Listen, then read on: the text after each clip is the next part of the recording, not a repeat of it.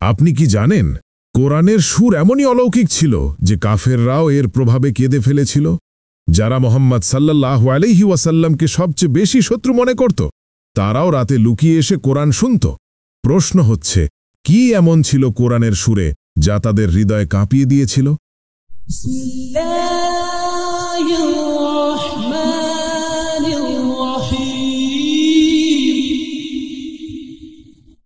কোরআন নাজিল হচ্ছিল এমন এক সময় যখন আরবরা কবিতা ও বাগ্মিতায় সারা দুনিয়ায় প্রসিদ্ধ ছিল, কিন্তু কোরআনের শব্দ, ছন্দ, সুর সবকিছু ছিল ভিন্ন।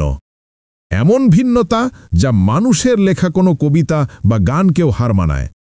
কোরআনের অলৌকিকতার অন্যতম প্রমাণ হল কাফের নেতারা পর্যন্ত গোপনে এসে শুনত। ইতিহাসে আছে আবু জাহাল, আবু সুফিয়ান ও আকনাস ইবনে শরিক, এরা রাতে চুপি চুপি এসে কোরআন তেলাওয়াত শুনত। তারা শত্রু হলেও শব্দের মুহে আটকে যেত। ভোর হলে তারা লজ্জায় একে অপরকে ধমক দিত যে আবার এসো না, কিন্তু পরের রাতেই আবার এসে বসত। কোরআনের আয়াতগুলো শুধু শব্দ নয়, বরং হৃদয়ে কাঁপানো সত্য। যেমন সূরা আর রহমান, ফাবিআইয়ি আলাই রাব্বিকুমা তুকাযযিবান, তাহলে তোমরা তোমাদের রবের কোন কোন নেয়ামতকে অস্বীকার করবে? প্রতিবার এই আয়াত শুনে মনে হয় যেন আল্লাহ সরাসরি আমাদেরকে প্রশ্ন করছেন। কোরআনের প্রভাব এতটাই শক্তিশালী যে কাফেররাও কেঁদেছিল।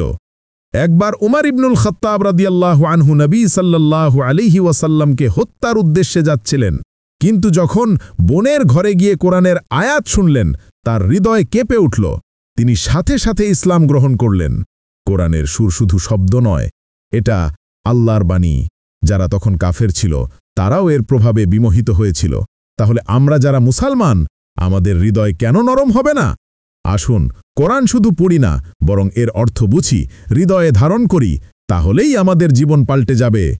ফলো, লাইক, কমেন্ট করুন যেন এমন আরও কন্টেন্ট আপনার কাছে পৌঁছে যায়।